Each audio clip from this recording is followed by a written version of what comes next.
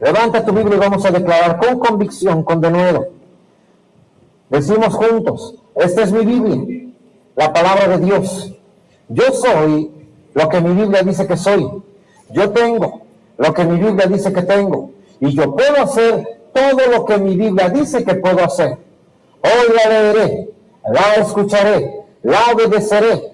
Y la semilla incorruptible de la palabra de Dios penetrará en mi corazón y producirá fruto que transformará mi vida, mi espíritu, mi alma, mi cuerpo, mis finanzas, mi familia, mi iglesia y mi ciudad para siempre. Nunca más seré el mismo. Nunca, nunca, nunca. Amén. Gloria a Dios. Que estamos hablando de una serie basada en el Evangelio de San Marcos. Esta serie tiene como propósito mostrarte a Jesús como esclavo de Dios, como alguien que no vino a hacer su voluntad, sino vino a hacer la voluntad de Dios. Lo llamamos esclavo por decisión, porque a fin de cuentas él pudo haber fallado, haber hecho su voluntad en el momento que hubiera querido, pero nunca lo hizo así. Siempre puso la voluntad de Dios primero que su propia voluntad. Por lo tanto, quiero que consideres el título, o más bien el principio de esta serie, que se trata de enseñarte a que tú también seas un esclavo de Dios. Que dejes tu voluntad, que dejes todo aquello que tú quisieras para hacer todo lo que el Señor quiere. La semana pasada vimos el capítulo 11, hoy estaremos viendo el capítulo 12. En el cual vamos a ver cómo el Señor Jesús está siendo examinado por los principales sacerdotes, los principales grupos religiosos y políticos de Israel, pero también al mismo tiempo veremos que Jesús está cargando con el pecado del ser humano, como que empezara con los pecados que son internos, los que no se notan tan fácilmente, pero que sin embargo forman parte de la naturaleza humana, carnal, inclinada al mal. Ahora, con esto te estoy hablando de lo siguiente. Hay pecados que los demás no se enterarían que los estás cometiendo. La envidia solamente se da cuenta quien la comete y no los que estamos alrededor. Los que estamos alrededor ni nos damos cuenta. Tal vez por algún gesto, por alguna palabra. Es que podemos llegarnos a dar cuenta de esto en algunas personas, pero siempre como que tenemos la duda. Hay otros pecados como la codicia, la soberbia, la avaricia, ¿sí? Pecados como incluso religiosidad, incredulidad. No se da cuenta a veces ni quien los comete. Alguien que es incrédulo no sabe que está cometiendo un pecado delante de Dios. Así que todo eso vamos a estar viendo en esta tarde con el propósito de que Dios nos muestre cómo evitar estos pecados internos, que no son tan visibles, pero que incluso pueden ser más destructivos que un homicidio, que fornicación, que adulterio, ¿sí? A pesar de que no se notan. Así que hemos titulado al tema de hoy, perspectiva humana contra perspectiva divina. Perspectiva humana versus perspectiva divina. Tener una perspectiva humana de las cosas siempre te va a llevar a estos pecados, a la envidia, a la codicia, a la soberbia, a la incredulidad. Todo por estar viendo todo desde una perspectiva humana. Y todos hemos sido tentados en eso. Nadie podríamos decir, yo todo lo veo bien, ¿verdad? Por eso Dios quiere mostrarnos hoy cuál es la perspectiva que Él tiene de ciertas cosas en las cuales muchos de nosotros seguimos teniendo una perspectiva humana y que por lo tanto nos sigue llevando a soberbia, nos sigue llevando a codicia, a avaricia, a envidia, a incredulidad y a religiosidad. Amén. Entonces te voy a pedir que vayas al capítulo 12, verso 13 del Evangelio de Marcos. No te muevas de ahí, aunque yo mencione algún otro versículo, tú permanece allí en Marcos 12. De esta manera te vas a dar cuenta por qué es que a veces no puedes vencer ciertos hábitos, ciertos pecados. Marcos 12, verso 13, la palabra de Dios dice así: y le enviaron algunos de los fariseos y de los herodianos para que le sorprendiesen en alguna palabra. En las guerras, mis hermanos, a veces, como una manera de detener al ejército enemigo, se ponen en el camino minas. Las minas no son otra cosa más que explosivos para que al momento que un soldado o un auto, ¿sí?, un convoy, no sé, pisen estos explosivos, al momento que los suelten, estos exploten y provoquen un daño, que vayan deteniendo el avance enemigo, pero también, si es posible, destruirlo hasta donde se pueda. Debes de saber que el camino de la vida cristiana no es diferente. También Satanás va poniéndote minas, explosivos, cosas que puedan detener tu avance, tu crecimiento, que puedan quitarte, sacarte del camino de la fe, y de esta manera vayas cayendo en pecados que te van a robar el reino de los cielos. La semana pasada hablamos de cómo Jesús entró a Jerusalén. La Biblia dice que mandó pedir un pollino, el cual nadie había montado. Jesús sabe que va a Jerusalén para ser torturado, para ser muerto por parte de los fariseos, entregado a los gentiles, crucificado. Y dijo, pero al tercer día resucitaré. Ahora bien, Jesús no entra a Jerusalén, dijimos la semana pasada, como mártir, ni como víctima. No es como nosotros cuando vamos a enfrentar un problema, que inmediatamente te pones triste, tienes miedo, no sabes cómo enfrentarlo.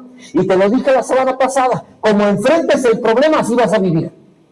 Si lo enfrentas como víctima, serás víctima de tu problema, sufrirás mucho y extenderás, tu problema va a durar más. Porque si te sientes mártir, el mártir tiene que sufrir. Si te sientes víctima, entonces tienes que sufrir más. Pero si lo enfrentas como Jesús enfrentó la muerte como un rey. Subió en un pollino. La Biblia dice, afirmó su rostro y se dirigió a Jerusalén. Y su sufrimiento, hermano, fue de aproximadamente 3 horas en la cruz. Es decir, el sufrimiento fue más corto y la resurrección fue posible más rápido. De esta manera es como tú y yo debemos de enfrentar los problemas, las situaciones difíciles. Si las enfrentas con miedo, solamente alargas el problema. Si las enfrentas con crítica, sí, con queja, alargarás tu problema, no harás otra cosa más que eso. Pero Jesús ya está en Jerusalén. Y ahora, como todo cordero, tiene que ser examinado. Te recuerdo que en el Antiguo Testamento las personas traían un corderito, el cual debería de ser perfecto, no debería de tener ningún problema, no debería de tener ningún defecto. Así que una vez que lo traían al sacerdote, el sacerdote lo examinaba, veía que no estuviera enfermo, que no tuviera ningún hueso roto. Una vez que lo revisaba completamente, decía, está perfecto para ser sacrificado. Entonces la persona que lo presentaba y ponía sus manos sobre él, toda la familia, los hijos, la esposa, el esposo, y decía, nuestra maldad sea sobre este inocente y su inocencia sea sobre nosotros. De esta manera estaban haciendo un cambio en el cual todo el pecado, toda la maldad de la familia estaba quedando sobre el corderito, y la inocencia del corderito estaba pasando a la familia. ¿Amén? Así lo hicieron. Ahora, Jesús es el cordero presentado por Dios, pero Dios estableció que el cordero lo deben de examinar los sacerdotes. Por lo tanto, los sacerdotes están tratando de encontrar defectos, están tratando de encontrar fallas en el cordero que Dios ha presentado. Ellos no lo saben, pero Dios sí lo sabe y lo están examinando para que pueda entrar en sacrificio. Si no lo encontraban perfecto, no podría ser sacrificado. Ahora bien, Dios, hermano, permitió este examen, esta prueba sobre Jesús para mostrar que Jesús era el Cordero de Dios perfecto. No solamente está siendo examinado, ya te lo dije, está enfrentando los pecados más ocultos del ser humano, esos pecados que a veces los demás piensan que no los tienen o que no se notan. Inclusive tú puedes llegar a pensar de un hermano y decir, ese hermano qué entregado es.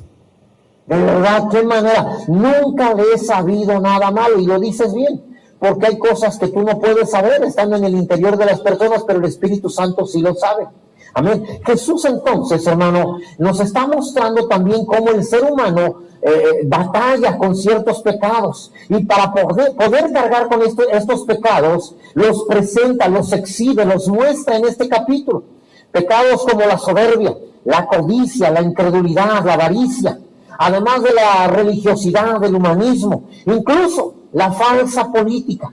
Todo esto se presenta en la última semana de nuestro Señor Jesucristo, como que empezaba a cargar con los pecados de la humanidad y está empezando de adentro hacia afuera. Ahora bien, te lo dije, el enfoque terrenal de la vida es lo que provoca que caigas en cualquiera de estos pecados. El creer que Dios no te puede suplir, que Dios no es lo suficientemente poderoso para darte lo que necesitas, te lleva a la envidia.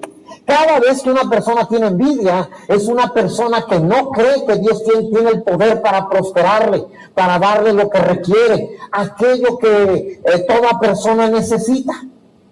El enfoque divino te lleva a decir, Señor, gracias. Si pudiste proveer a mi hermano, quiere decir, Señor, que también lo podrás hacer conmigo. Te bendigo, te doy gracias por mi hermano. Esa es una perspectiva divina. Ahora, vamos a ver cómo Jesús fue tentado primeramente por la religiosidad y por la falsa política. No solo esto, obviamente por ser tan religiosos, cayeron en soberbia y en codicia.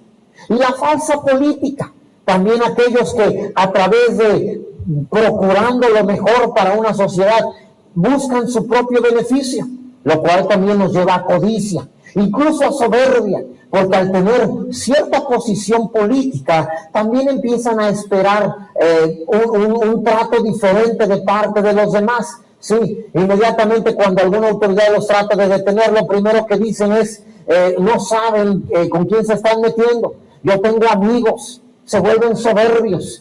Ahora bien, para eso te voy a pedir que volvamos al verso 13 y empecemos a leer acerca de lo que está sucediendo con el Señor Jesús. La palabra dice, y le enviaron a algunos de los fariseos y de los herodianos para que le sorprendiesen en alguna palabra. Viniendo ellos, le dijeron, Maestro, sabemos que eres hombre veraz y que no te cuidas de nadie, porque no miras la apariencia de los hombres, sino que con verdad enseñas el camino de Dios. Debes de saber que primero lo elogiaron. El elogio, mi hermano, es una de las mejores carnadas para hacerte caer en una trampa. Cuando una persona llegue sin conocerte y sin motivo, empieza a elogiarte, empieza a decir lo que he escuchado de ti, ahí, hermano, sospecha inmediatamente. Espera, me está elogiando y no me conoce. No puede ser por algo bueno, algo trae. Sí, ten mucho cuidado con el elogio. Ten mucho cuidado cuando te digan que eres lo máximo, especialmente las señoritas. Cuando se encuentran a un joven que no es su amigo ni su conocido y ya llegó elogiando lo bonitas que son, lo bonitas que se ven. Mi hermano, generalmente en esos casos, hermanitas, hay mala intención. Cuando hay una buena intención, primero se procura una amistad y de una amistad se procura algo más estrecho. ¿Alguien comprende? Ahora bien, ellos preguntaron en el verso 14 a Jesús, ¿es lícito dar tributo a César o no? ¿Daremos o no daremos? Esto es una trampa interesante, es una trampa muy bien planeada. Fíjate, se presentaron herodianos. ¿Quiénes eran los herodianos? Eran, como su nombre lo indica, gente que estaba a favor de Herodes. Por eso les llamaban herodianos, porque buscaban el beneficio ante el Imperio Romano apoyando a Herodes. Eran los políticos del momento, mezclaban un poco la fe y hacían ahí una cosa rara, pero ellos buscaban su propio beneficio, quedando bien con el Imperio Romano, vendiendo a su patria incluso, si era necesario. Y por el otro lado estaban los fariseos. Los fariseos eran los más religiosos de su tiempo. Ellos se consideraban a sí mismos los más santos, los más justos. De hecho, fariseo quiere decir apartado, quiere decir santo. Así se consideraban ellos. El asunto es que todo esto era externo. Ellos creían que con la apariencia de mostrar la religiosidad, la santidad, que con eso era suficiente. Por eso es que constantemente los encontraban orando en las plazas, ayunando y teniendo cara de tristeza para que los demás vieran que estaban en ayuno. Porque para ellos esto era importante. Así que generalmente creían que de esta manera la gente los llamaría o les daría más ofrendas, más dinero, precisamente por ser más religiosos. Algo en lo cual a veces caemos los creyentes. Pero también los creyentes caemos en los problemas de la política, en donde buscamos algo que sea de para nuestro propio beneficio.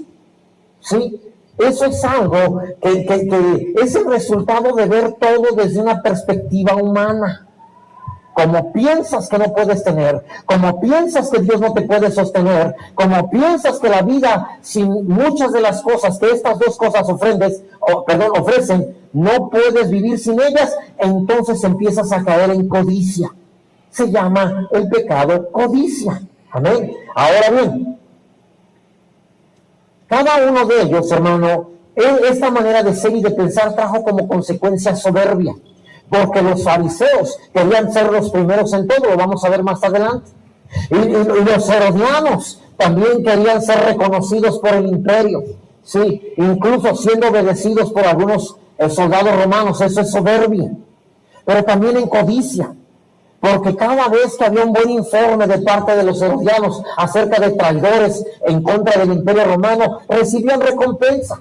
No era tan diferente de los fariseos, los cuales siempre estaban procurando tener amigos ricos, gente a la cual atender, a la cual servir, y de esta manera poder obtener mayores recursos. Ahora, estos dos grupos se odian entre ellos, no se quieren.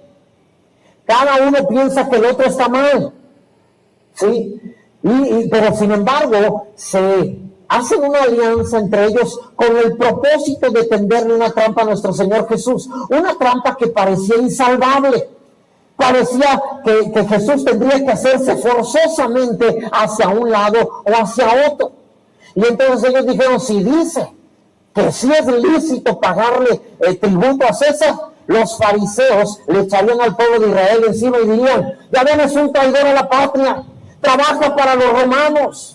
No es más que un paleo, como decimos en México, un empleado del imperio.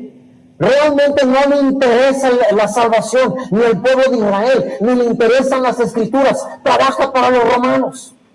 Ellos sabían que si él decía, si es lícito pagar tributo, los fariseos vendrían contra él. Pero también sabían que si él decía, no es lícito pagarle tributo a César, entonces los herodianos le echarían al imperio encima. Y luego le dirían, él está en contra del imperio de Roma, está en contra de César. Dijo que no se debe de pagar impuestos, y los soldados romanos hubieran venido a prenderle inmediatamente. Así que parece una trampa la cual Jesús no podría salvar. Le estaban dando él tendría que elegir entre uno de los dos grupos. Y debes de saber que también el diablo te da a elegir a ti cada día cualquiera de los dos grupos. O eres un religioso que está dando bibliazos y señalando y diciendo a los demás quién está mal, quién no es tan cristiano. O nos volvemos una iglesia que atacamos a las demás iglesias y decimos que solo los que vienen a esta iglesia son los que verdaderamente son cristianos. Me platicaba un hermano ayer precisamente, me decía, me encontré una persona y dijo, fíjate que hay una iglesia, dice, él no sabía dónde iba yo. Y hay una iglesia que están construyendo, dice, y hasta eso le dijo que están haciendo un edificio muy grande, pero ellos están mal, ellos no están bien, Dios no los ama, Dios no los puede respaldar. Y entonces él le dijo, y a ti sí, dice, bueno, yo estoy en una iglesia donde yo sé que el Señor está allí. Y le digo, entonces el Señor está contigo, y él dijo, sí. Y le dijo, ¿qué no dice la palabra que debes de amar a tus enemigos? Si ellos son enemigos, pues tu deber sería amarles, porque así lo indica la palabra. Y Jesús dijo que así le dijo él, sí, en esto conocerán que son mis discípulos, en que se aman los unos a los otros. Y la persona se quedó para callar un rato y dijo, tienes razón, tengo que amarles. Entonces podríamos convertirnos en una iglesia así, donde decimos todos están mal, nomás aquí estamos bien, y el que no venga a esta iglesia está mal, y el diablo está con él y Dios no está con él. Podríamos volvernos así, tratar de afectar la fe de otras personas, o podríamos también en algún momento ser afectados por lo terrenal, por la falsa política, aquella donde se trata solo de obtener beneficios. Jesús está entre estas dos cosas. lo cual te muestra que tú siempre vas a estar entre estas dos situaciones. Ahora, muchos entonces se van al extremo de la religiosidad. Otros, hermano, son los que ponen primero sus principios, sus ideales políticos antes que la palabra de Dios. Todos los días tendrás que elegir entre Dios y tus ideales políticos o sociales o tu religiosidad, el pensar que tú sí eres santo, que tú sí amas a Dios de verdad, que tú sí lo haces de todo corazón. Ahora bien, dime quién es primero para ti, la palabra de Dios o los intereses de tu partido político, los intereses de tu grupo social. Incluso voy a mencionarlo, porque también esto sucede en nuestros días, o los intereses, principios e ideales de tu sindicato. Porque constantemente vas a ser expuesto en medio a elegir entre lo que Dios dice y lo que la política te indica. Aquello que tú crees que te beneficia, que no va de acuerdo a la palabra, pero que sin embargo no vas a ceder porque te otorga un bien, te otorga un beneficio. Les platicaba el miércoles a muchos hermanos profesores a nivel nacional, muchos, la verdad, no, salieron unos 25 cuando mucho, ¿sí? Estas personas me llaman, pastor, ¿qué debo hacer? Mi sindicato me indica que no debo de examinarme, no debo evaluarme, pero el gobierno me está diciendo que lo haga, ¿qué debo de hacer? Yo no le dije, haga esto ni haga aquello, le dije, hermano, ¿qué dice la palabra? ¿A quién se debe sujetar? Dice, pues me debo sujetar a toda autoridad. ¿Y quién se lo pide? Pues mi autoridad. Pues entonces obedezca lo que la palabra de Dios le indica. Y dijo, pastor, ¿y si pierdo el trabajo? Le digo, pues piérdalo. El Señor se comprometió a proveerle. No se comprometió a dejarle un trabajo, se comprometió a que a pesar de cómo esté la situación en su vida, no le va a faltar de comer, no le va a faltar que vestir. Amén. Algunos lo hicieron, algunos no lo hicieron, eso ya es asunto de ellos. Sí, pero estuvieron en esta situación. Obedezco lo que el Señor dice, obedezco lo que mis ideales políticos indican, obedezco y me vuelvo religioso también. Entonces, Jesús está en esta situación. Sí, Jesús sabe que el problema aquí es de codicia, de ambos bandos. ¿Por qué de codicia? Porque quiero algo que legalmente la ley me indica que no debo de tener, pero yo no lo quiero soltar. Es codicia. Esto es un beneficio para mí, y aunque vaya en contra de la palabra, y aunque sea la autoridad, yo no lo voy a soltar. Es una codicia. Y el otro partido, bueno, en este caso los religiosos también, diciendo que no debemos de darle el dinero a nadie, el dinero es para las obras de Dios. También pensarían ellos. Ahora, quiero que mires que la única manera de vencer la codicia, de vencer estos ideales, estos problemas, es manteniendo la imagen de Dios en ti. Escucha la respuesta de nuestro Señor Jesús, una respuesta magistral. Dejó al diablo con la boca abierta y con los cuernos caídos. Dijo, ándale, no me imaginaba una respuesta así. El Señor les dijo, verso 15, mas él, percibiendo la hipocresía de ellos, les dijo, ¿por qué me tentáis?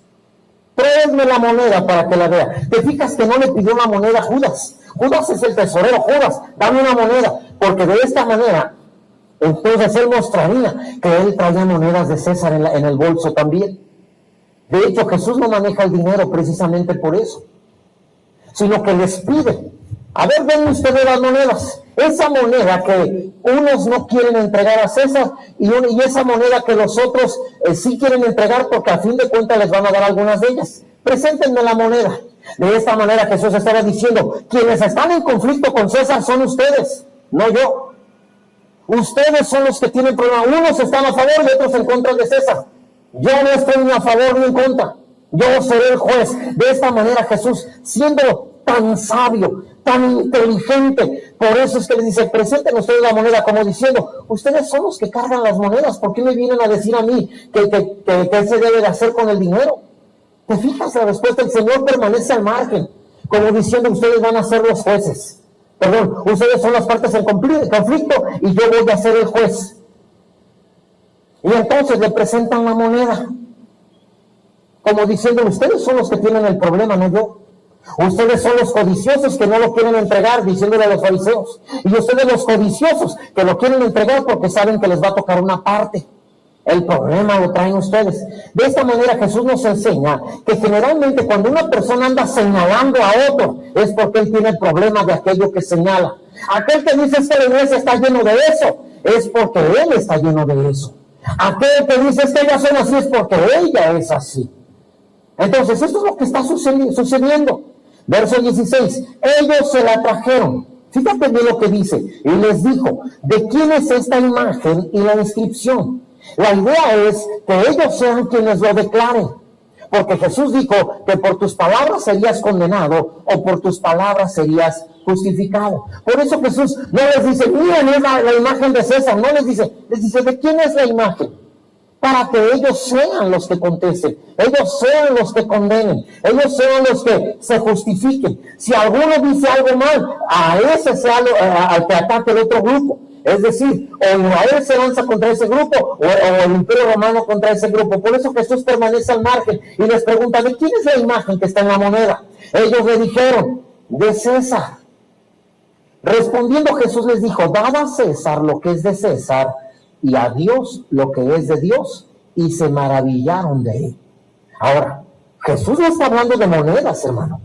Muchos piensan que Jesús está hablando de dinero allí, y que está hablando de impuestos. Jesús no está hablando de monedas ni de impuestos. Jesús está preguntando, ¿la imagen de quién está aquí? Y ellos dijeron, de César. Él dice, entonces, denle a César lo que es de César, y no había una moneda que tuviera la imagen de Dios, como para decir, y denle las monedas que tienen la imagen de Dios a Dios. Entonces ahí se estaría hablando de monedas. Pero Jesús está hablando de la imagen que cada persona tiene en su interior. ¿Qué es la imagen de quién tienes?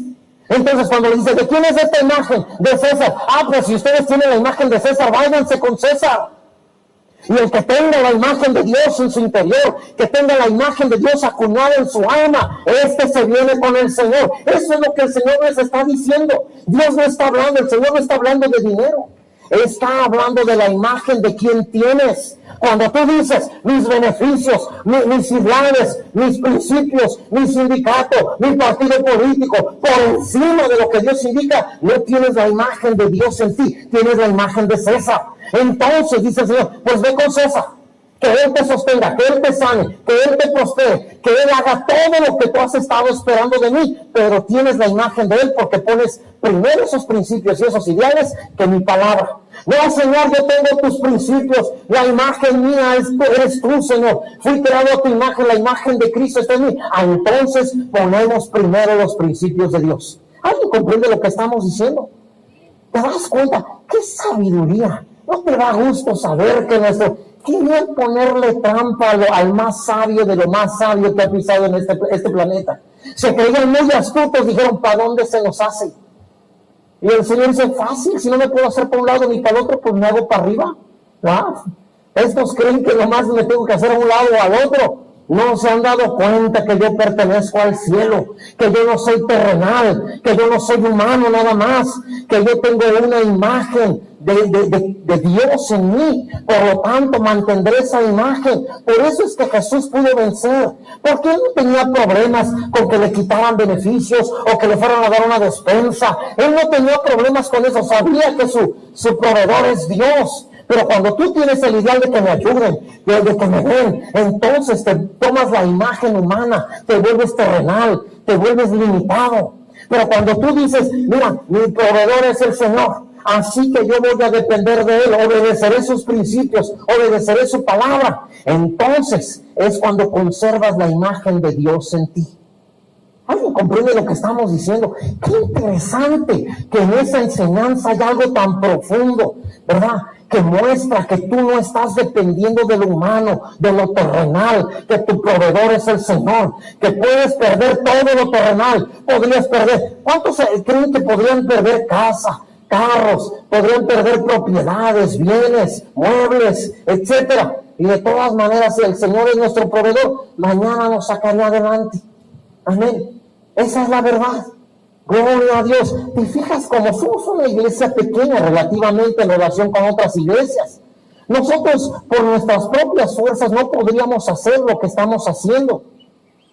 Pero cuando conservamos la imagen de Dios, entonces Dios se vuelve tu proveedor, Dios se vuelve tu protector, Dios se vuelve tu sustentador. Amén. Todo eso por mantener la imagen de Dios.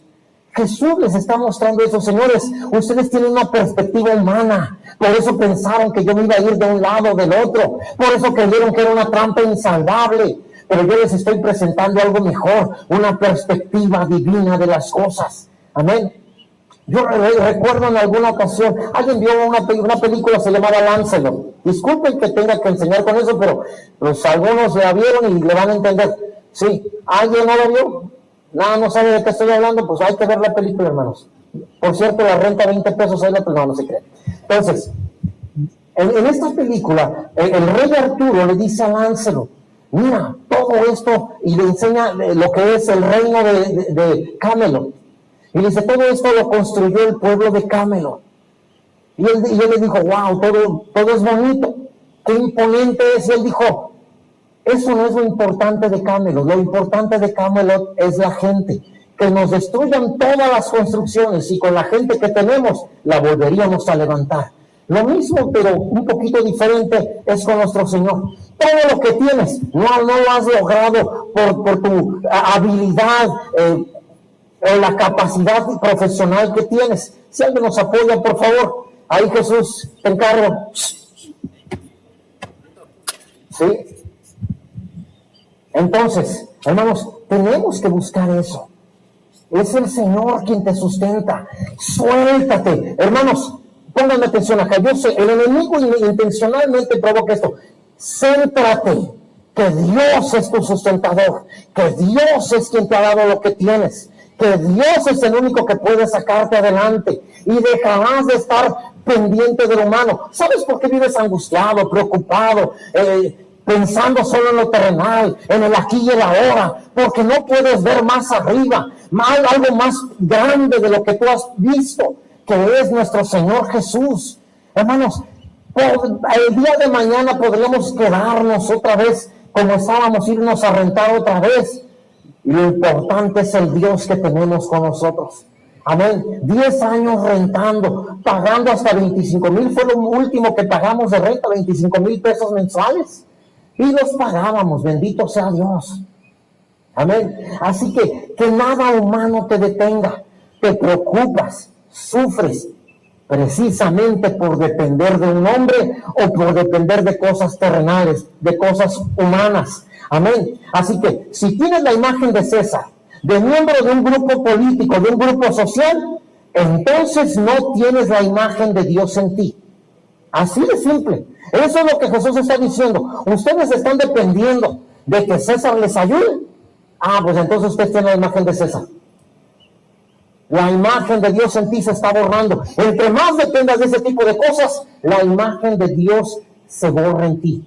Por eso es que a veces, en vez de avanzar en las cosas de Dios, como que empiezas a retroceder. Regresa el mal carácter, regresan los malos hábitos, regresan muchas cosas malas, porque estás perdiendo la imagen de Dios en ti. ¿Quieres ser libre de eso? Deja de depender de eso y toma la imagen del Señor en tu vida, en el nombre de Jesús. O tienes la imagen del mundo, pues entonces dice el Señor, vete con el mundo. Pero si tienes la imagen de Dios, entonces ven y pon en primer lugar lo que la palabra de Dios dice. Amén. Sujetándonos a la autoridad, estando bajo gobierno, como Dios lo ha establecido en su palabra. Pero eso no, gobierno, eso a ti y a mí no nos interesa. Porque nuestro verdadero gobernador es Dios. Cuando tú obedeces a Dios, tu gobernador de este estado no es tu gobernador realmente. Él no ve por ti en lo económico ni en la salud. Quien ve por ti es tu verdadero gobernador. Obedeciste sus reglas, sus leyes, entonces estás con su imagen y bajo su autoridad. Amén. Lo mismo es en todo sentido, hermanitas. Solo sujétate a tu autoridad. Entonces estás bajo el gobierno de Dios. Y de esa manera, Dios es el que está a cargo de tu vida, en la salud, en lo económico, en toda área. Amén. Ahora bien, ¿a quién te pareces? La imagen de quién conservas. Incluso, hermano, en el trabajo. Platicando a veces con algunos hermanos que han estado en la empresa más grande de esta ciudad, a mí se me hace increíble que un supervisor vaya con un trabajador del sindicato y le diga, oye, se apóyanos de este lado. No, a mí no me contrataron para eso. A mí me contrataron solo para estar aquí y aquí no hay nada que hacer, así que no voy a hacer nada. No puede ser. No puede. Y he tenido también hermanos que de repente me dicen, pastor, es que el sindicato nos dice que no hagamos eso, pero la Biblia te dice otra cosa, hermano. ¿A quién vas a obedecer? La imagen de quién vas a conservar. ¿Amén? ¿Queremos palabra de Dios o palabra de hombres? Ustedes digan, yo solo soy el cartero. No te enojes con tu servidor. A mí me mandaron a entregarte la carta. ¿O no es así, que sí? Tú nomás llegas y entregas la carta. Y ya, si venía algo, nadie te ha golpeado, porque mira lo que me mandaron decir por tu culpa, ¿para qué me lo traes? ¿Ya que no? Entonces, igual, nadie se enoje con su servidor. Nada más soy el cartero. Enójate con el que envió la carta. Enójate con él, porque te está diciendo, entonces, la imagen de César, perfecto, no hay problema, no me voy a enojar, te di libre albedrío, tú puedes decidir. Estoy hablando, hermano, de Jesús dentro de la semana en que va a ser sacrificado, crucificado, va a ser muerto, está llevando los pecados. Dios nos está mostrando la razón de muchos de nuestros problemas. Conservas muchas cosas terrenales, tienes un carácter muy humano, muy terrenal, tienes muchas reacciones de gente que no conoce a Dios, al Dios viviente, precisamente porque estás dependiendo de lo terrenal, de lo humano. Y aunque me pides ayuda, y aunque quieres que yo me quede a cargo de ti, de tu familia, de tu negocio, de tu trabajo, no puedo hacer nada porque no conservas mi imagen. ¿Cuántos creen que Dios nos está hablando? Ya se quedaron muy serios, ya me pusieron nerviosos. Pero ni modo, también tengo que hablar la palabra. Amén, para eso estoy aquí. Así que, hermanos, si sigues viviendo por lo urgente y no por lo importante, estarás toda tu vida preocupado.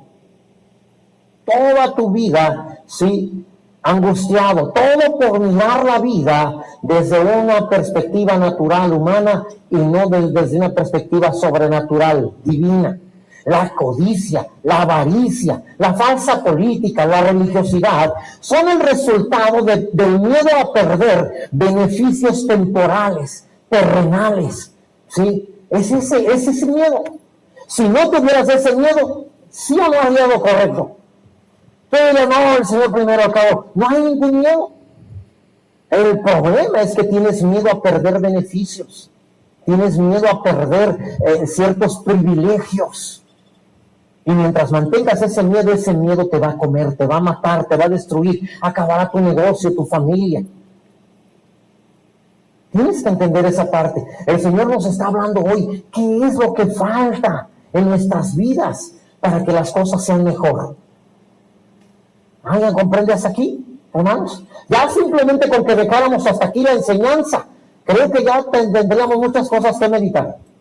Pero gloria a Dios que también no termina hasta allí el capítulo. El verso 18 también nos hablan de otro de los pecados que enfrenta el ser humano por estar viendo lo terrenal, lo humano, lo temporal, por estar enfocado en el aquí y el ahora, por no estar viendo lo más importante. El verso 18 nos dice, entonces vinieron a él los saduceos. Déjame mostrarte, enseñarte. Los saduceos eran sacerdotes de la clase alta de Israel. La gente que era de mayor poder económico, pero aparte eran sacerdotes, descendientes directos de Aarón, gente que todo lo que tenía era por la herencia de sus padres, habían recibido su herencia de sus bisabuelos, abuelos, tatarabuelos, etcétera, todo, y eran muy ricos, pero ellos no creían en resurrección, no creían en el cielo, no creían en nada. Ellos decían, solo lo que podemos ver, eso es lo único que existe. No existe nada de lo demás. Por eso dice que dicen que no hay resurrección. Ellos no creían en cosas espirituales. Que el Espíritu Santo pone, no, eso no es cierto. Que el Espíritu de Dios sana, no, eso ya pasó. Sí, que Dios desea que todos seamos sanos, pero no, eso no es cierto. Así eran los saduceos. El verso 19 le preguntaron diciendo, Maestro, Moisés nos escribió que si el hermano de alguno muriere y dejare esposa, pero no dejare hijos, que su hermano se case con ella y le levante descendencia a su hermano. Esta ley era conocida como la ley del levirato. Es decir, llevaba la intención de que la herencia permaneciera en la familia, ¿sí? De que no se perdiera el registro del nombre de la familia, que se conservara dentro de Israel, que no se borrara.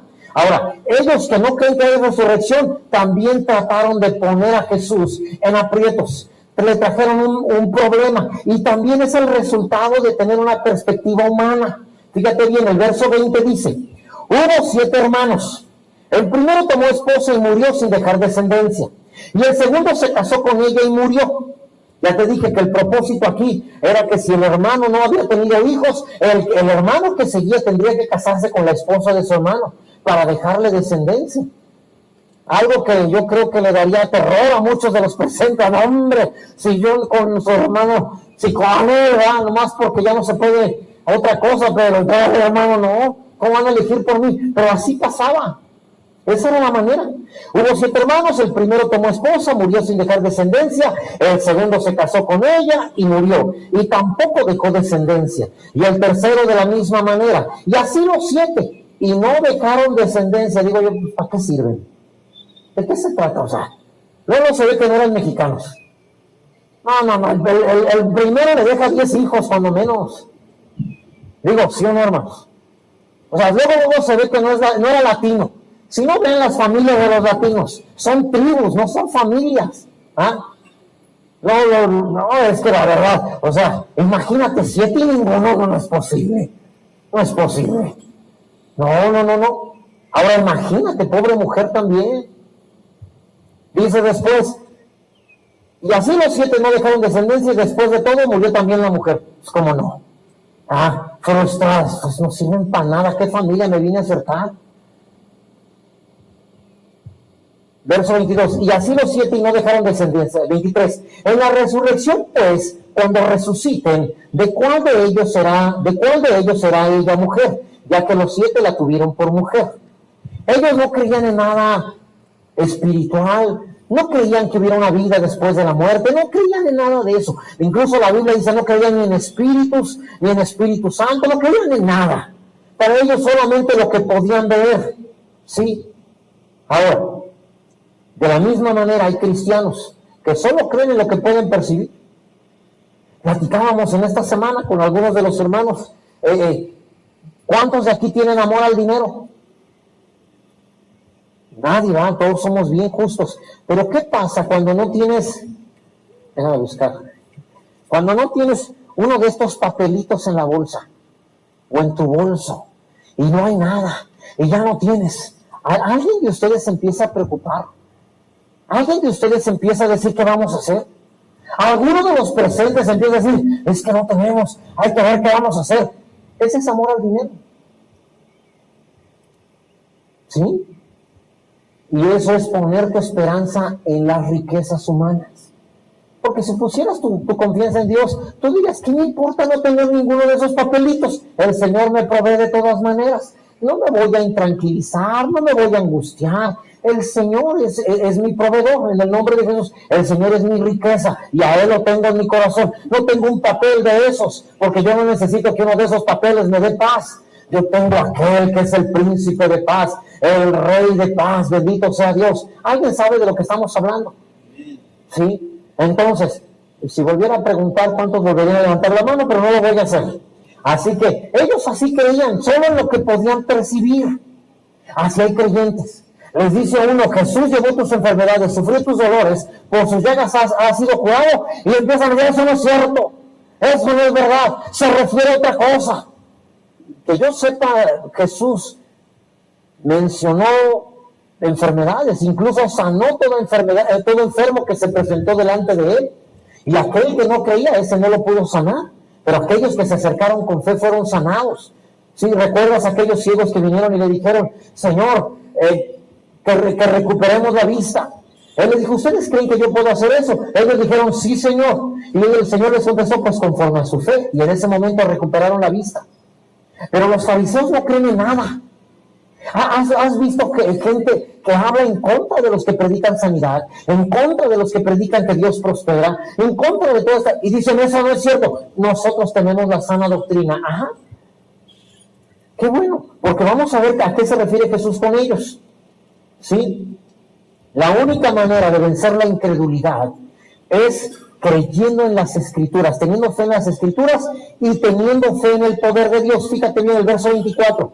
Entonces, respondiendo, Jesús les dijo, no erráis por esto, porque ignoráis las Escrituras y el poder de Dios. ¿Qué ignoraban? Jesús les dijo ignorantes. Eso es lo que Jesús les dijo, bola de ignorantes. ¿Eso es una ofensa o no es una ofensa? Decirle a alguien ignorante. No es una ofensa. Yo soy ignorante en química. Si alguien viene y dice, ¿sos un ignorante en química? Sí, sí. La verdad, a mí yo no le entiendo a eso. ¿Sí? Para mí son cadenitas con letritas y números, nada más, no sé. Sí, se me hace así como un crucigrama, nada más. Yo no entiendo nada de eso. Soy un ignorante en química. Él les dijo, ustedes que deberían de estar enseñando las Escrituras, las ignoran. No solo ignoraban las Escrituras, ¿qué más ignoraban? El poder de Dios, lo cual te enseña que debes de tener fe en las dos cosas, en las Escrituras y en el poder de Dios. Quienes solamente creen las Escrituras y no en el poder de Dios, son gente que anda dando bibliazos, gente que dice nosotros sí vivimos, como dice aquí la palabra, y anda entonces viendo qué le hace a los demás. Pero no creen en el poder de Dios, no creen que Dios puede transformar una vida, no creen que Dios puede sanar a un enfermo incurable, no creen que Dios puede prosperar a una persona que no tenga estudios, que no tenga un buen trabajo. Eso no lo creen. Pero también hay la gente que ignora las Escrituras, pero sí cree en el poder de Dios. Les fascina hablar de dones espirituales, profecía, imposición de manos. Todo esto les encanta, las caídas, todo lo que son manifestaciones espirituales les encanta, pero ignoran las Escrituras y por eso constantemente están siendo extraviados en las cosas de Dios. Jesús habla de dos cosas que son importantes: las Escrituras, conocer las Escrituras, pero también al mismo tiempo conocer, tener fe, confianza en el poder de Dios. ¿Alguien sabe de lo que estamos hablando? Amén. Las dos cosas son importantes. No puedes vencer la incredulidad solo con las Escrituras y no creer que el poder de Dios del que se habla en las Escrituras es real y poner tu confianza en ello. Tampoco puedes realmente vencer la incredulidad sin las Escrituras y confiando solo en el poder de Dios. Hay gente que nada más tiene un problema y vamos con fulano de tal porque él tiene una palabra que nos dio una profecía, porque solo tienen la confianza en el poder de Dios y no en las Escrituras. ¿Alguien comprende lo que estamos diciendo? Jesús está diciendo, señores, el problema de la incredulidad es por eso, porque conocen las Escrituras pero no el poder de Dios, y hay quienes conocen el poder de Dios pero no las Escrituras, y por eso fácilmente se extravían. Mira, te voy a dar un ejemplo. No puedes estar comiendo indefinidamente. No, creo que ese ejemplo no funciona. No funciona. Te lo voy a decir de otra manera. No puedes estar llenándote de golosinas y luego comer lo nutritivo. ¿Has visto a un niño? Digo, no nos pierdo la risa todavía, pero bueno. ¿Has visto a un niño? Sí, que de repente come golosinas y luego cuando llega a la casa le dice, ahora sí, siéntate a comer, ¿qué te voy a decir? No tengo hambre. No puedo comer lo nutritivo porque comí cosas que no valen la pena. Te lo voy a explicar ahora. Ahora sí, ese ejemplo fue mejor. Digo, porque no hay quien sí. Bueno, esa es otra cosa. Entonces, hay gente, hermano, que se llena de lo temporal, que se llena de lo humano, preocupado por esto, angustiado por lo otro, tiene estrés por estas situaciones, y luego viene a la iglesia, y cuando uno le quiere dar de comer la palabra de Dios, aquello que realmente lo puede sacar del problema, ellos dicen, es que no puedo digerir eso. No puedo comerlo, porque están tan llenos de lo terrenal, tan llenos de lo humano, tan llenos de cosas que no valen la pena, tan llenos del aquí y el ahora, que por eso no pueden recibir palabra de Dios. ¿Alguien sabe de lo que estamos hablando? No me refiero al ejemplo que quise poner, sino al otro. ¿Sí? Entonces, es Dios hablándonos. ¿Cómo vas a estar angustiado toda la semana? Vienes aquí y ahora te decimos que Dios se encarga, ya no lo vas a recibir, estás bien lleno, estás hartado, sí, de lo terrenal, de lo humano, de lo preocupante, y no le encuentras salida, angustiado. La Biblia dice que cuando Moisés vino y le dijo al pueblo de Israel que iban a ser liberados por Dios, ellos no le escucharon dice por la dureza de su corazón, porque estaban cansados de sufrir, de llorar, 430 años siendo esclavos, y ahora les dicen que van a ser libres, ya no lo pueden creer. Por eso Dios no puede trabajar con algunos, porque han sufrido tanto de escasez, de enfermedad, de situaciones familiares difíciles, de mucho tipo de cosas, y cuando les hablamos de lo verdaderamente importante, de lo eterno, ya no lo pueden creer. Se han hartado, están llenos. Tu alma no puede alimentarse de lo temporal y luego venir y alimentarse de lo eterno. O dejas la preocupación, la aflicción, dejas de llenarte de las cosas de esta vida, de las cosas que no valen la pena, o no podrás llenarte de lo eterno, de lo sobrenatural. ¿Alguien está entendiendo lo que estamos enseñando? Entonces Jesús te enseña que las dos cosas van juntas. Conocer las Escrituras y creerlas y confiar en ellas, pero también en el poder de Dios. Llevábamos 10 años predicando que Dios es proveedor, pero no teníamos nuestro propio edificio. Sin embargo, creemos que esto es verdad. En el nombre de Jesús. Les encargo las luces, muchachos, allá. Disculpen que los interrumpa. Entonces, por favor, sí.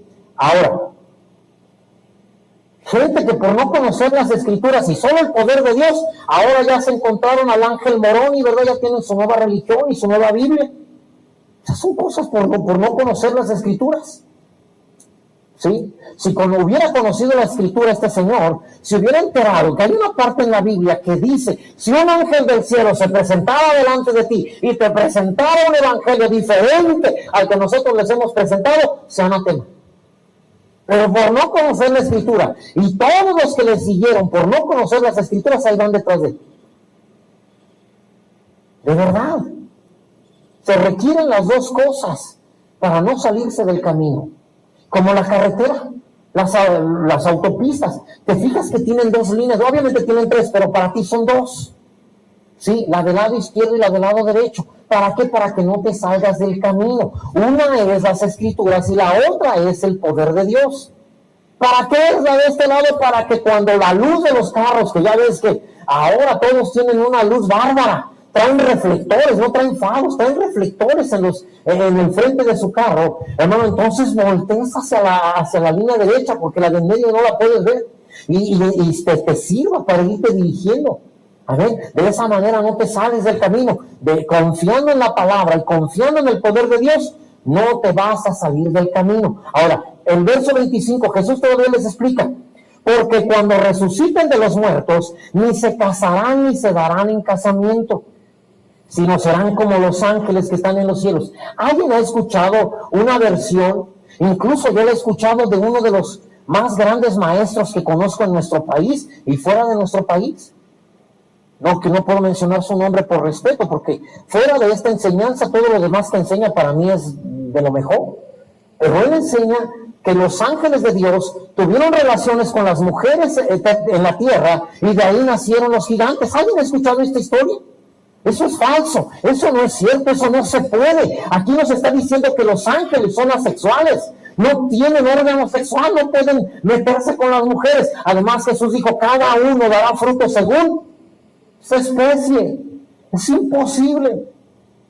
No es así, no, esta explicación es antibíblica, no es correcta, lo digo con todo respeto para este maestro de la palabra, porque mis respetos. La verdad es que él tiene más que enseñarme a mí de lo que yo pudiera enseñarle a él, pero en ese sentido, esta enseñanza es errónea, no es verdad, no puede ser, amén. Seremos asexuales igual que ellos.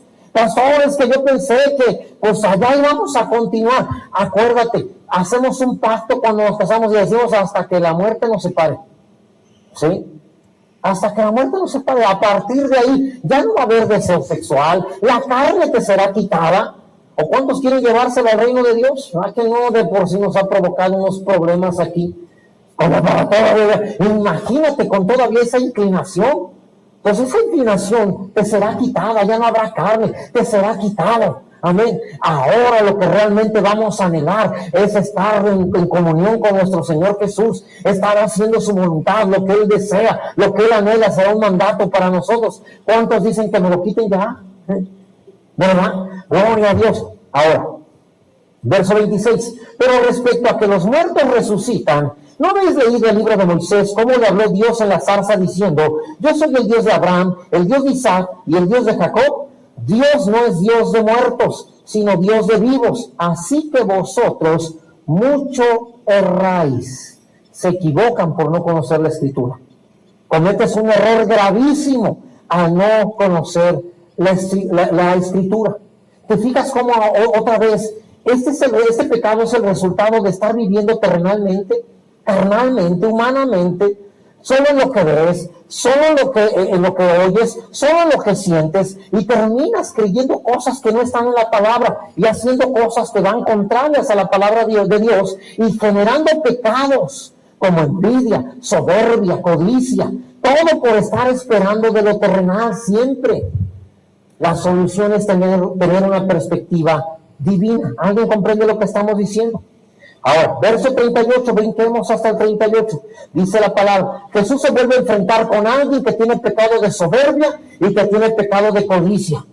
Otra vez, y les decía en su doctrina: guardaos de los escribas que gustan de andar con largas ropas y aman las salutaciones en las plazas, y las primeras sillas en las sinagogas y los primeros asientos en las cenas. Soberbios. ¿Qué no saben que yo soy fulano de tal? Que yo soy uno de los más grandes maestros de la palabra de Dios, que a mí se me debe de atender, se me deben de dar los primeros lugares. Soberbia. ¿Sí? Eso es soberbia. Jesús está diciendo: señores, ese es un problema. La soberbia te lleva a buscar que los demás te den una posición, la cual no te ha dado el Señor, porque delante de Dios todos somos iguales. Pero tú empiezas a sentir que tú tienes mayores privilegios. Dice el verso 40, que devoran las casas de las viudas y por pretexto hacen largas oraciones. Estos recibirán mayor condenación. Ahora también está hablando de codicia. No solamente quieren el cargo, la posición, también quieren el dinero. Y habla de las viudas. Porque una mujer, hermano, que se siente apoyada por un hombre, es una mujer que está dispuesta a estar incluso soltando económicamente dinero por una persona. ¿Sí? Y Jesús está hablando de eso. Es decir, se está aprovechando de la necesidad que tienen las personas. ¿Sí? Debes de saber que a Jesús las mujeres eran quienes realmente apoyaban más su ministerio económicamente. ¿Por qué? Porque generalmente son ellas las que son más fáciles de ir por lo espiritual, pero también son más fáciles de engañar. Por eso decía, los escribas hacen largas oraciones, ¿verdad? Que se viera: Padre, te pido por esta casa y por esta viuda, la vecina, de la viuda a la otra vecina y también aquella, que no le hagan esto. Hacer largas oraciones para que de esa manera ganarse una mayor ofrenda. Codicia, la religión del dinero, la religión de lo material. Jesús está enfrentando ahora esto y les está diciendo: ¿saben qué? Guárdense, cuídense de ellos. Les gusta vestir muy bien, les encanta que los anden saludando en las plazas. Ahora sí, como en México tenemos la costumbre de a un familiar agarraba la mano, la ponías en la cabeza y le decía el santito. ¿Alguien recuerda eso? Sí, o tenías que besarle la mano. Como sucede en algunas religiones, hay que besarle el anillo que trae. Eso sucede también. Dice: guárdate de ellos. Entonces, la soberbia es el resultado de creerte superior a los demás. Tú piensas: no, pues yo tengo otra posición, yo soy otro tipo de gente. La codicia es el resultado de querer beneficios económicos que no te cuesten. ¿Sí? Y Jesús enseña cómo enfrentar estos dos pecados. Fíjate, verso 41. Estando Jesús sentado delante del arca de la ofrenda, miraba cómo el pueblo echaba dinero en el arca. Y muchos ricos echaban, ¿cuánto? Mucho. Fíjate cómo dice: echaban mucho. Y vino una viuda pobre y echó 2 blancas, o sea, un cuadrante. Entonces, llamando a sus discípulos, les dijo: de cierto os digo que esta viuda pobre echó más que todos los que han echado en el arca, porque todos han echado de lo que les sobra, pero esta de su pobreza echó todo lo que tenía, todo su sustento. Debes de saber que Jesús no mira lo que das, sino con lo que te quedas. Primero déjame mostrarte eso. Para Jesús vale más es con cuánto te quedaste, primero. Pero en segundo lugar dijo con todo lo que tenía. No dice que sacó sus sandalias, las echó, su manto y lo echó, su capa y lo echó. No dice nada de eso. Porque entonces eso si solo hablaba de dinero, de lo material, entonces no hubiera dicho echó todo lo que tenía. Cuando dice echó todo lo que tenía, se refiere a y todo su sustento. Hermano, ¿cuántos saben que el dinero no es todo tu sustento? La alegría y la paz son un sustento bárbaro. Es más, algunos preferirían tener paz y tener alegría más que dinero, ¿cierto o no? Y ella echó todo lo que tenía, es decir, agarró y cuando dio sus 2 monedas, que era todo lo que tenía realmente, también echó alegría y dijo: Padre, gracias. Señor, ¿cuántas veces te había pedido que proveyeras para mi casa, para poder llegar y darte con gusto una ofrenda, Padre? Señor, te lo agradezco, te amo, echó amor, echó más que solo dinero. Los demás solo echaron dinero, pero ella echó alegría, agradecimiento, amor. El Señor nunca mira lo que echas en tu sobre, el Señor mira lo que tienes en tu corazón. Eso es lo que el Señor mira. El Señor no se impresiona, pues, wow, ¿viste cuántos billetes grandes? ¡Qué bárbaro! ¿Cómo quiero a mi hijo? Como que a veces llegamos a pensar que Dios puede pensar así, pero no piensa así. Él mira que hayas echado todo lo que hay en ti. Padre, ahí va mi corazón. Es más, echó su propia vida, ofrendó su vida. Señor, aquí estoy. Y Señor, si requieres aún mi vida, podría ofrendarla también. Amén. Entonces, ¿cómo se vence la codicia? Con la generosidad. Con la generosidad. ¿Cómo se vence la soberbia? No solamente siendo generoso económicamente, sino siendo generoso también con lo que tienes dentro, dando alegría, compartiendo paz, en el nombre de Jesús. Vamos a regresar al verso 28, por favor. Dice: acercándose uno de los escribas, que lo había oído disputar y sabía que les había respondido bien, le preguntó: ¿cuál es el primer mandamiento de todos? Jesús le respondió: el primer mandamiento de todos es: oye Israel, el Señor nuestro Dios, el Señor uno es. Y amarás al Señor tu Dios con todo tu corazón, con toda tu alma, con toda tu mente y con todas tus fuerzas. Este es el principal mandamiento. El segundo es semejante: amarás a tu prójimo como a ti mismo. No hay otro mandamiento mayor que estos. Entonces el escriba le dijo: bien, maestro, verdad has dicho que uno es Dios y no hay otro fuera de él. Y el amarle con todo el corazón, con todo el entendimiento, con todo el alma y con todas las fuerzas, y amar al prójimo como a uno mismo, es más que todos los holocaustos y sacrificios. Jesús entonces, viendo que había respondido sabiamente, le dijo: no estás lejos del reino de Dios. Le dijo: no estás lejos, pero no le dijo: ya estás en el reino de Dios. No estás lejos. No estás lejos, porque la única manera, era otro sacerdote, de vencer la soberbia y de vencer la codicia es a través de estos 2 mandamientos. No puedes ser soberbio, creerte más que los demás, cuando amas a Dios con todo tu corazón, con toda tu mente y con todas tus fuerzas. Al contrario, después de reconocerlo como Dios, como Señor, es muy fácil ver a tu prójimo como alguien igual a ti, como alguien incluso a quien debes servir, a quien debes amar. ¿Alguien se ha dado cuenta de eso? Pero también es imposible tener codicia cuando amas al prójimo. Cuando te gusta, te da gusto que le vaya bien. Mira, haz de cuenta que Dios prospera a aquella persona que ni te cae tan bien, ni es tu mejor amigo, y aparte algunas cosas de esa persona te molestan, pero Dios le da bendición. ¿Y cuántos de ustedes sentirían gloria a Dios porque lo ha bendecido? Bendito sea el Señor. Quiere decir que el Señor está prosperando a cada uno de sus hijos, a cada uno de los que creen en Él. Seguramente también estoy en su lista. Seguramente puede que yo sea el próximo. Amén. Gloria a Dios. Mira,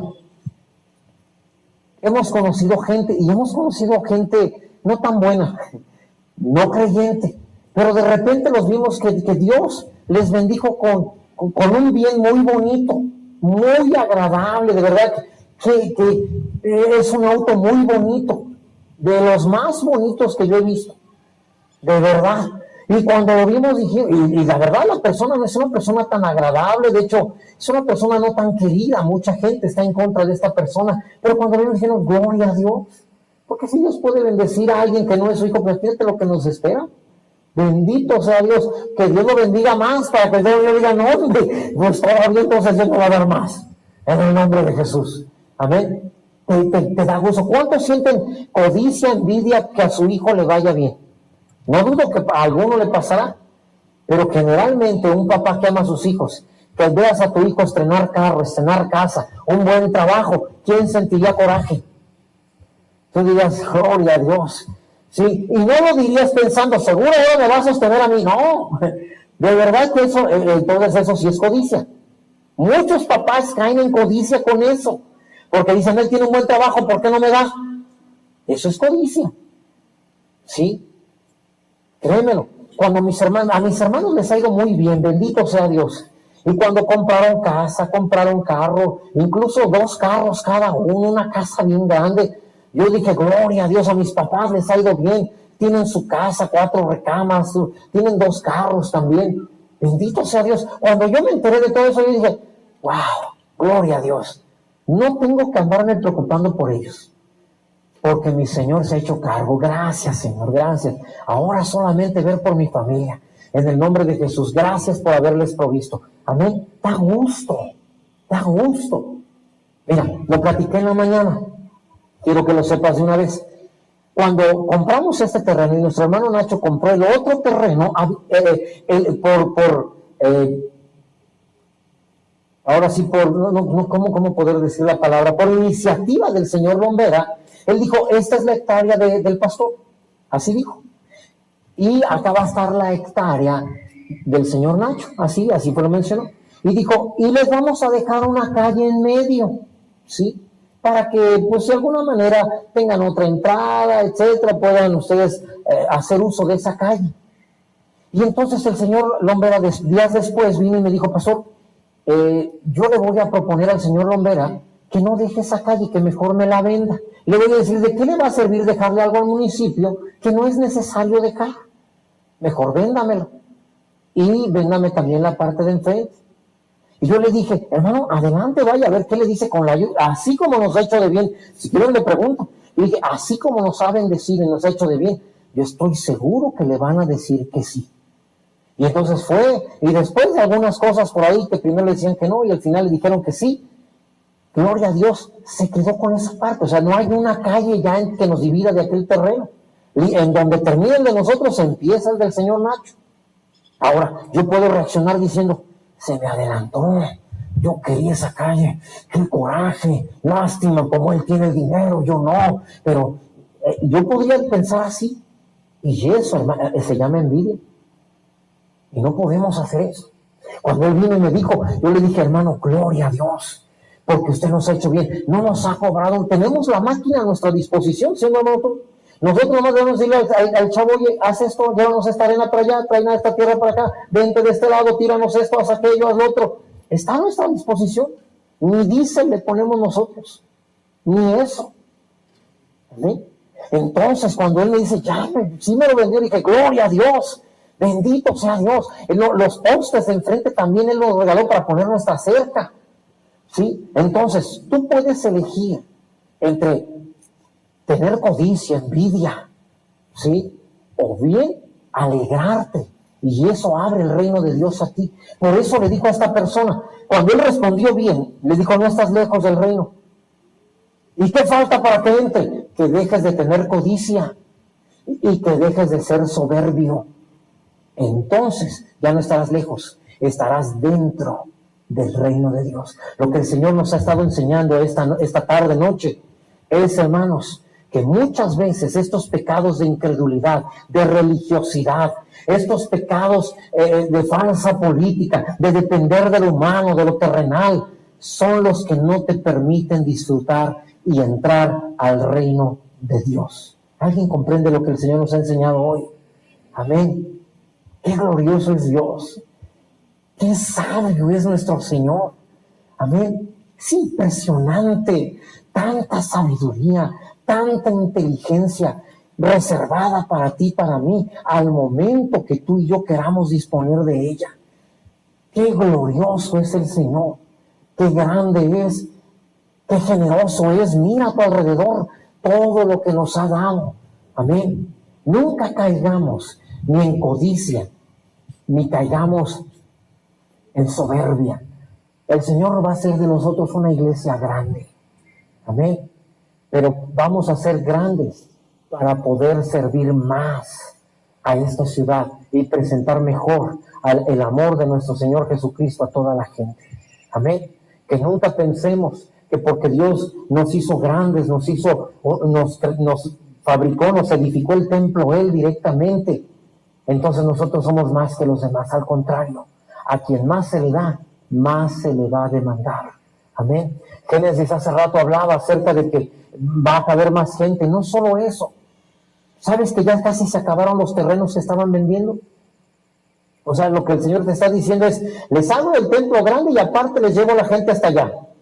Al menos ustedes evangelicen. Digo, ya no puedo hacer más. ¿Sí? Ahora imagínate, ¿cuánta gente crees que vaya a venir a vivir?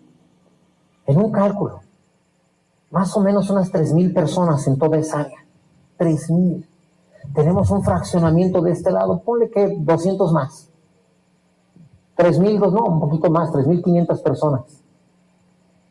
Más aparte los que tú y yo podamos traer también en el Señor. ¿Te das cuenta? No ponga los 3,500. Ponle más o menos 1,000, 2,000 personas. El lugar por eso tenía que ser grande. Mi Señor tiene una mejor visión que la nuestra. En el nombre de Jesús. Así que ahí donde estás, hermano, dile, Señor, líbrame de la religiosidad, líbrame de lo humano, de lo terrenal, de la dependencia a lo humano, Señor. Líbrame de codicia, de soberbia, de incredulidad, en el nombre de Jesús. En el nombre de Jesús. Gracias, Señor, por lo que nos estás enseñando en esta noche. Pero si en algún momento he sido soberbia, te pido perdón. No quiero jamás volver a caer en eso. Quiero amarte, Señor, con todo mi corazón, que me recuerdes constantemente que tú eres Dios y que eres humilde. Gracias a Dios. Gracias a Dios. No necesitas depender de ningún ser humano. No necesitas que nadie te ofrezca despensas o cosas por el estilo. Tu proveedor es Cristo Jesús. Eso solamente te lleva a codicia. Cada vez que una persona, un partido político, un grupo social ofrece despensas a cambio de favores políticos, lo que te está haciendo caer es en una trampa de codicia, de algo que no te ganaste, de algo que no te toca, pero que te lo están ofreciendo y que tú lo quieres, y con tu codicia, ¿sí? Entonces ganan un puesto político. Y mañana te preguntas, ¿por qué soy mal gobernante? Porque el árbol malo da frutos malos. Por eso vino a tentar tu codicia. ¿Cómo quieres que ahora dé fruto bueno? ¿Alguien comprende? Tantos son los problemas de una nación cuando no pone su confianza, ¿sí?, su fe en el Dios que dice creer. En el nombre de Jesús, gracias, Señor. Gracias, Señor.